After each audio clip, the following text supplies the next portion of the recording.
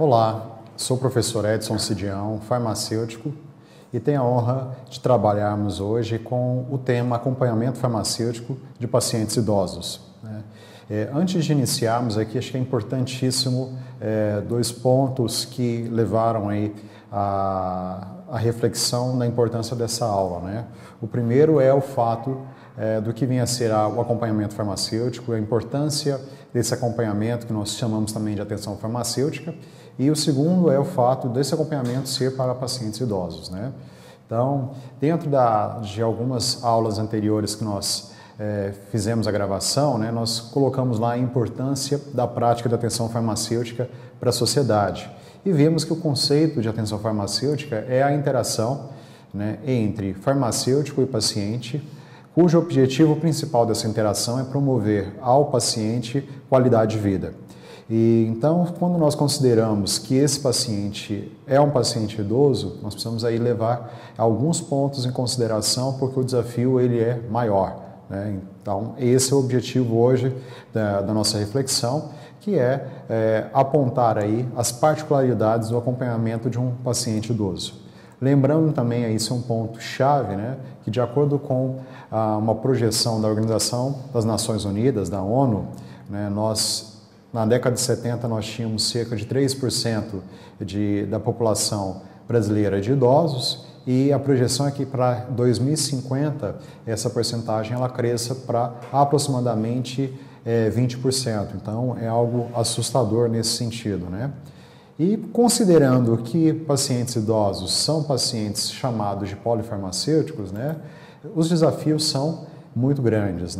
Então, tentei colocar aqui na apresentação para vocês os pontos principais que consideram aí o desafio, que colocam como um desafio a prática da atenção farmacêutica nesses pacientes. O primeiro ponto importante é que, em decorrência de todas as alterações fisiológicas que o corpo passa no envelhecimento, as múltiplas doenças, a incidência de doenças nesses pacientes é muito maior quando comparado a outras fases da vida, principalmente considerando a fase adulta. Então, com o envelhecimento celular, a desidratação e o envelhecimento celular faz com que a incidência de inúmeras doenças seja maior, consequentemente, o uso de medicamentos vai se tornar mais rotineiro e mais constante. Então, consequentemente, esse paciente que é considerado polifarmacêutico por esse uso de inúmeros medicamentos, ele vai ter maiores chances e maior incidência de apresentar qualquer problema relacionado à medicação, desde reações adversas a esses medicamentos, bem como as interações medicamentosas, já que esse uso concomitante de vários medicamentos faz com que essa incidência também seja maior. Então, esse é um ponto a se levar em consideração que já só por si justifica aí o acompanhamento farmacoterapêutico. Entretanto, outros pontos precisam ser levados em consideração. A falta de adesão desses pacientes ao tratamento é um ponto fundamental, seja pela confusão que esses pacientes fazem com relação ao uso dos medicamentos, a destreza no momento de manipular e de administrar esses medicamentos, os problemas visuais que o levam a confundir um medicamento com o outro. Isso é um fato que infelizmente aumenta muito, faz com que a adesão não seja adequada, e a própria compreensão do que vem a ser o seu problema de saúde, o seu tratamento e, claro, a importância da adesão. Então, dentro da minha prática, da minha experiência, eu já tive relatos de inúmeros pacientes já nessa fase de vida que, por exemplo, tinham uma grande dificuldade em aderir rotineiramente um tratamento, porque preocupavam-se, por exemplo, se teriam ou não condições de arcar com o custo dessa medicação no mês seguinte. Então, com medo da falta de medicamento, o medicamento que precisava ter uma rotina diária, uma frequência diária, a posologia sua exige que seja diária, era tomada dia sim, dia não, uma tentativa de economizar e, consequentemente, garantir que o tratamento perdure por mais de um mês. Então, infelizmente, é uma triste situação que é mais comum do que nós imaginamos. Uma outra experiência que eu tenho dentro desse processo são pacientes que, pela destreza manual, tinham dificuldade em ingerir medicamentos por via oral. Eles achavam, acreditavam que estava fazendo a ingestão por via oral, né, mas pelo fato da destreza manual não ser tão adequada, né, em decorrência da sua idade, às vezes o medicamento nesse processo de tomada ele caía, né, e o paciente ele acreditava que estava tomando, ingerindo a medicação. Fora aqueles pacientes que faziam a confusão com relação à medicação, né, tomavam 2 vezes o medicamento no mesmo dia, né, e assim provocavam casos de intoxicação, né? São situações, infelizmente, muito comuns ainda em pacientes aí, nessa fase de vida. Um outro ponto importante que nós temos que considerar é a alteração da farmacologia, né, dentro desse processo. E quando eu digo farmacologia, são os processos farmacocinéticos e farmacodinâmicos. E aqui cabe, né, um pouco mais aprofundar esse assunto para que possa entender.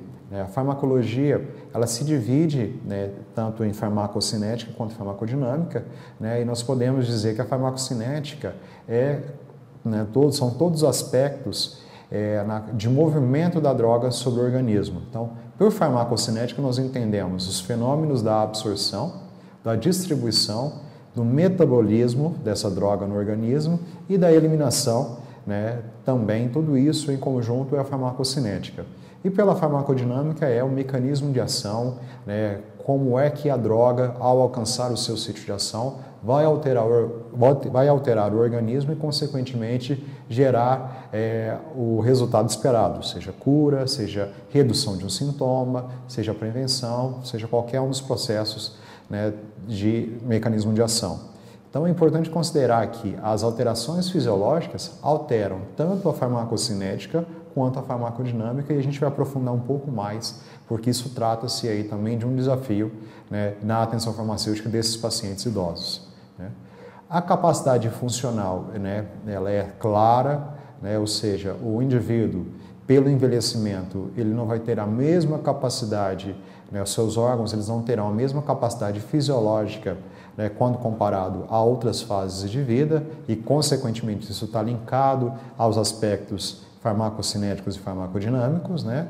E, claro, por último, também nós vamos ter uma terapia comprometida, muitas vezes pelo comportamento, né, do paciente, né? E isso especialmente está linkado aí, principalmente à carência de informação, né, e principalmente também à falta de educação desses pacientes idosos que não compreendem o seu processo fisiológico, como está o seu organismo em si. Muitas vezes eles também não têm condições de compreender esse processo, né? E aí fazem, consequentemente, o uso de medicações, né, fora da posologia esperada, ou utilizam medicamentos que estão vencidos, né, ou fazem uso de medicamentos que são emprestados, né, muitas vezes seus pares, vizinhos, por terem sintomas parecidos com o que ele está tendo, né, eles acreditam que por ter sintomas semelhantes, os medicamentos são semelhantes, então eles fazem, né, utilizam de medicamentos emprestados, ou fazem, né, a utilização, compram, né, adquirem medicamentos sem a prescrição médica, fazem, né, a automedicação não responsável, né? Então, tudo isso compromete e acaba, né, no final gerando um desafio grande aí dentro da prática de atenção farmacêutica. E um ponto importantíssimo a ser considerado, né, que pacientes nessa fase precisam da total confiança do profissional farmacêutico que irá acompanhar todo esse processo, né? Então, isso também acaba sendo um desafio, né? Diferente de outras fases, né, de faixas etárias, os pacientes idosos, eles geralmente têm a disponibilidade de tempo para poder escutá-lo, para poder ser acompanhado, o que difere de pacientes na fase adulta que estão produtivos e que muitas vezes eles não conseguem dispor de tempo para poder receber esse acompanhamento farmacoterapêutico. Diferente aqui nos pacientes idosos, eles têm essa disponibilidade de tempo, mas precisam da total confiança do profissional para que você possa conseguir, né, resgatar, ter informações a respeito de como é o cotidiano e verificar se alguns desses problemas, alguns desses desafios está ocorrendo junto a esse paciente, tá? Então, isso é um fato importantíssimo a ser considerado.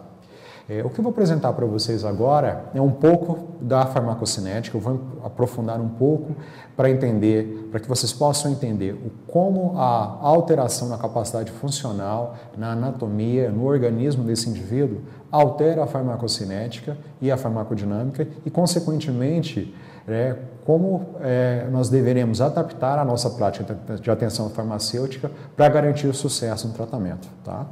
Então, só retomando, a farmacocinética então compreende dos fenômenos de absorção, distribuição, metabolismo e eliminação das drogas. Considerando que um paciente idoso, a sua principal diferença é que ele será um paciente desidratado, ou seja, a sua evolução de idade faz com que ele perca água.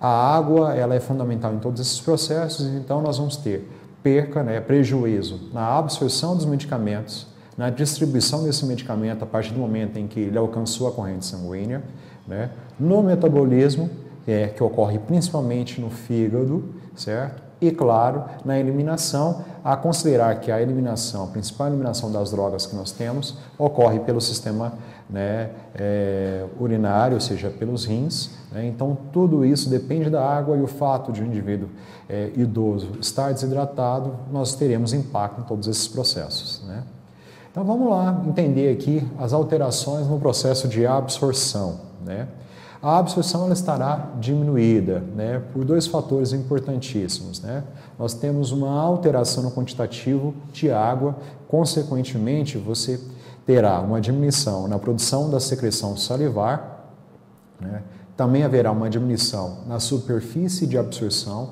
seja do estômago, seja do intestino. A motilidade, ou seja, o movimento do trato gastrointestinal e, consequentemente, a velocidade com que o alimento passa pelo organismo, ele também terá uma diminuição. O esvaziamento gástrico também será mais lento e o fluxo sanguíneo esplênico também será menor. Então, tudo isso faz com que você tenha uma menor absorção da droga quando administrada por via oral, ok? Por outro lado, você também tem alguns fatores que podem alterar, porque você vai ter um aumento do pH gástrico, ou seja, ele vai se tornar menos ácido, e você vai ter um aumento da competição de drogas que se ligam à albumina, que é uma proteína plasmática, ou seja, está presente no soro, e, consequentemente, a droga, quando ela está ligada à proteína plasmática, ela não tem ação, ela não está disponível para realizar o seu efeito farmacológico no sítio de ação.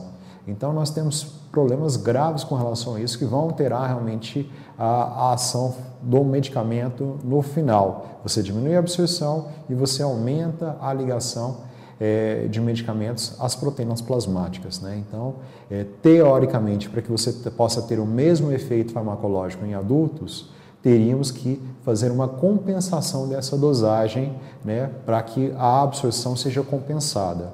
Mas esse é um fato que não pode ocorrer porque se nós aumentarmos a absorção, nós vamos aumentar a disponibilidade da droga no organismo e aí a gente vai perceber daqui a pouquinho que o organismo de um indivíduo idoso, ele terá dificuldade na eliminação dessa droga. Então, o risco de intoxicação é muito maior. Então, temos que considerar aqui que a absorção estará diminuída, mas nós não poderemos compensar essa menor absorção, aumentando a dosagem da droga pelo risco de intoxicação. Quando nós consideramos a distribuição, que é o fato do fármaco, ao alcançar a corrente sanguínea, chegar até o seu sítio de ação, nós temos que considerar que o indivíduo ele estará desidratado, naturalmente, isso é fisiológico, Consequentemente, o quantitativo de água, a massa de água no organismo, ela estará diminuída e essa massa ela pode dar lugar à massa de gordura. Então, isso é um fato importante a ser considerado. Então, retomando, menor a água e nós teremos também um aumento da massa de gordura que faz com que medicamentos que sejam apolares, ou seja, a maior parte dos medicamentos possuem essa característica química, eles vão se dissolver nessa gordura corporal e vão se manter armazenado nessa taxa de gordura. E olha só que interessante esse dado. A porcentagem de gordura corporal no homem da vida adulta para a vida no idoso aumenta em média de 18% quando é adulto para 33% de taxa de gordura. Consequentemente, na mulher, essa taxa, que é média de 36%, passa a ser de 45% nos idosos. Então, o aumento desse quantitativo de percentagem gordural vai, consequentemente, fazer com que a maior parte do medicamento que foi absorvido, e já temos uma redução na porcentagem, ele estará armazenado nesse tecido adiposo. Tá? Então, esse é um ponto a ser considerado. E um detalhe importante é que a maior parte do sangue desse volume que estará menor, que estará alterado, ele é preferencialmente desviado para o fígado, para os rins, para o cérebro, para o coração e para os músculos. Isso, consequentemente, pode afetar a distribuição para outros órgãos que sejam mecanismo de ação dos medicamentos, né? Tudo isso somado explica aí que, infelizmente, na fase idosa, você tem uma menor absorção e uma dificuldade na distribuição do medicamento quando alcança a corrente sanguínea. Lembrando também que, geralmente, essas drogas têm maior ligação às proteínas plasmáticas, em especial à albumina, com que faz que essa dificuldade ainda aumente nesse sentido. Quando nós passamos a considerar o metabolismo que é realizado no fígado, né, nós temos um fato importantíssimo que ocorre, né, no envelhecimento, que é a redução do tamanho e da funcionalidade do fígado, né? Interessante considerar que nas mulheres o fígado reduz 44% e nos homens 28%. Essa redução do tamanho se dá também pela substituição de hepatócitos por células, né, repletas de gordura. Então, é um processo de esteatose hepática que ocorre naturalmente, né, com o nosso envelhecimento, né, um depósito de gordura nessas células que se transformam de células funcionais de hepatócitos em adipócitos, né?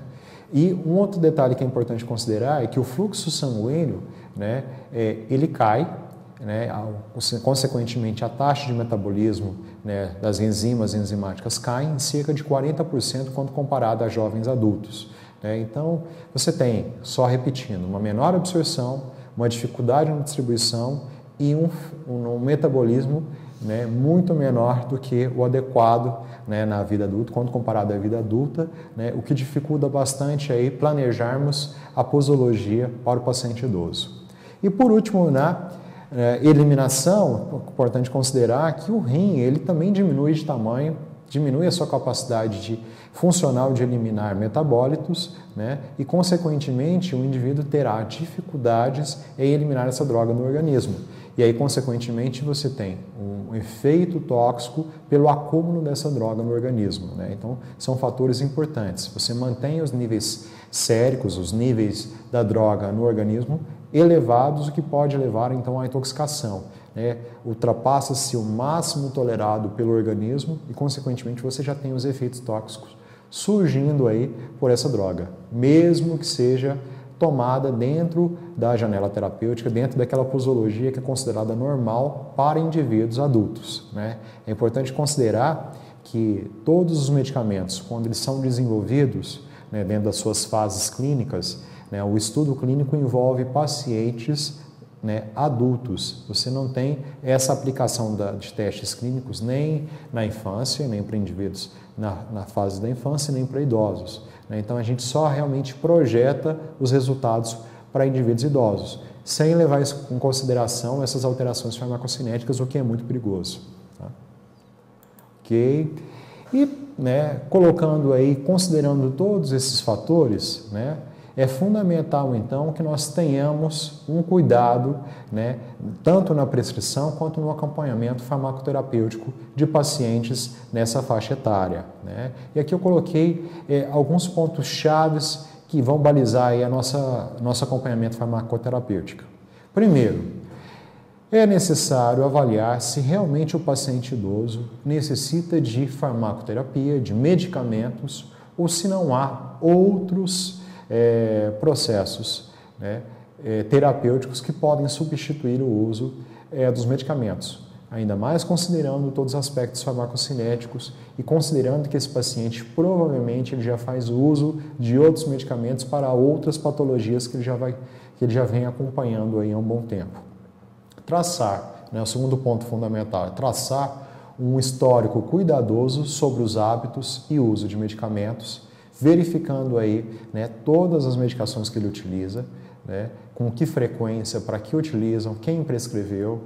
É importante considerar que o paciente precisa ter, não só o paciente, mas todos os seus responsáveis precisam ter o conhecimento do seu processo de saúde e doença, por que eles estão fazendo uso daquele medicamento, quais são os potenciais riscos de reações adversas, de interações medicamentosas, para que ele possa ter esse cuidado em si. É importante considerar que alguns medicamentos apresentam interações não somente com outros medicamentos, mas também com alimentos. E o paciente ele precisa estar ciente desse processo para que não ocorra essa interação medicamentosa nesse sentido. Tá? É importante conhecer a farmacologia da droga prescrita, e quando a gente diz farmacologia, é farmacocinética e farmacodinâmica, precisa conhecer o movimento da droga pelo organismo, onde ele será absorvido, qual é o melhor horário para ser utilizado, se é antes ou depois de uma refeição, com que bebida, por exemplo, se for uma ingestão oral, se pode ser utilizado somente com água, com leite, com outra bebida específica, para que não haja risco de interação, isso é fundamental. Quais são as prováveis reações adversas dessa medicação, para que tudo isso seja monitorado e para que o paciente não possa vir a ter um insucesso no tratamento, nem uma desistência do tratamento em decorrência desses fatores. Tá? É necessário verificar a possibilidade de administrar a menor dose efetiva possível, lembrando que nós teremos dificuldade no metabolismo e na eliminação, então esse é um ponto importante. É necessário monitoramento dos níveis plasmáticos, ou seja, qual é o quantitativo de droga que está presente no organismo e se esse nível de droga não alcançou o mínimo, o máximo tolerado pelo organismo, o mínimo efetivo e o máximo tolerado, então ele tem que estar entre a janela terapêutica, que é feito entre o mínimo efetivo e o máximo tolerado, e consequentemente estar na forma segura, lembrando que o máximo tolerado para pacientes idosos ele é muito abaixo do que é em um indivíduo adulto. É necessário simplificar ao máximo possível os regimes terapêuticos e encorajar a adesão, simplificar para que ele não misture as drogas, para que ele não se confunda dentro desse processo. Isso é importante, não só ele, mas também o paciente, mas também os acompanhantes, isso é fundamental. É importante considerar que quanto mais simples os regimes, maior é a chance de vir a ter o sucesso de adesão, e isso é muito mais complexo do que se imagina. Importante considerar que os medicamentos eles são semelhantes, principalmente medicamentos que estão na forma de comprimido ou cápsula, as cores podem confundir o paciente nesse sentido. Então, é importante que o farmacêutico, ou toda a equipe que vai acompanhar esse paciente tenha essa consciência de que isso pode ocorrer, a confusão pode ocorrer, certo?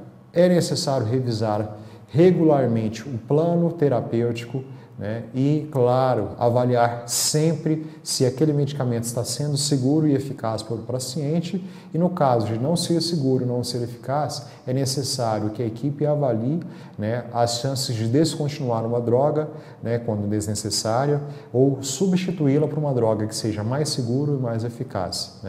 E lembrar sempre ao paciente e à sua família que os medicamentos eles podem causar danos à saúde, eles podem ser perigosos, As reações adversas, os efeitos colaterais, a intoxicação, pode ser realmente muito prejudicial e pode vir aí a causar danos à saúde, Então, esse foi a nossa teleaula de hoje, Espero ter contribuído aí com o conhecimento de vocês. Estou à disposição aí para possíveis dúvidas, não só online aqui, mas nossa teleaula estará disponível em breve no nosso canal de Telesaúde, e o pedido que eu faço é que vocês acessem o nosso canal Telesaúde Goiás, se inscrevam para receber aí as notificações específicas de teleaulas de conhecimento aí de interesses em saúde, E eu deixo também, né, que está no início da apresentação, meu e-mail é cidião@gmail.com,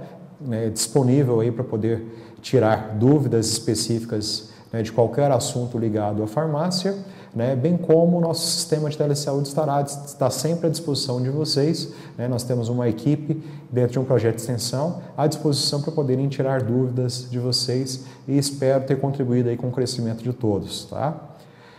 Para finalizar, eu agradeço não só a equipe de telesaúde, mas agradeço a instituição que estou ligado, a Faculdade Estácio do Estado de Goiás, que permitiu que nós estivéssemos aqui através de um fomento de um projeto de extensão, né, e cujo objetivo é a formação continuada dentro da área da farmácia. Tá?